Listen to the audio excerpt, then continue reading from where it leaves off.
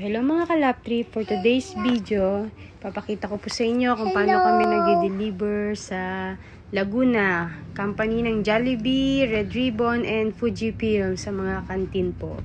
So ayan po, kung makikita nyo, konti lang po yung cooler na dala namin dyan kasi hindi po kasya yung 1,600 bottles of calamansi with pag may cooler. So, ang ginagawa po namin, maaga kaming umaalis, madaling araw. Ayan po si Daddy Gilbert, siya po ang in charge sa delivery. So, ang ginagawa po nila, madaling araw sila umaalis.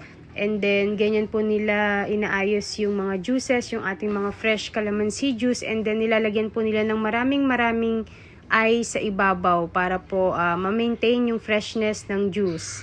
So, ayan po, nagbababa na po sila ng mga juice para i-load po sa mga freezer.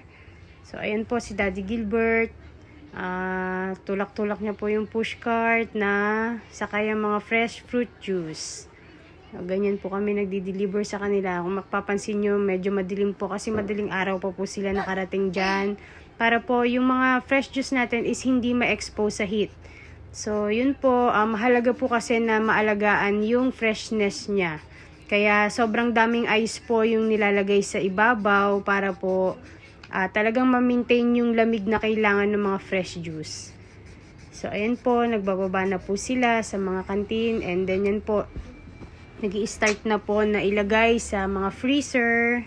Ayan po, kung mapapansin nyo, napakalaki po ng mga freezer nila. Sa Red Ribbon Company po yan. Yan. Yan, ipupunuin po yan, and then pag napuno na po, lilipat naman po siya sa kabilang freezer naman po, para punuin naman po yun. So, ayan, si Kenneth po yan, siya naman po yung naglalagay ng mga fresh fruit juice natin dyan sa mga freezer kasi masakit po sa bewang pag si Daddy Gilbert ang naglagay. So, ayan po, napuno na po yung isang freezer, lumipat naman po siya sa kabilang freezer para i-load naman po yung ibang fresh juice na hindi nakasya doon. So, yun po, napakahalaga po talaga ng proper storage ng mga fresh juice natin. Thank you for watching mga kalap trip. God bless to all. Bye!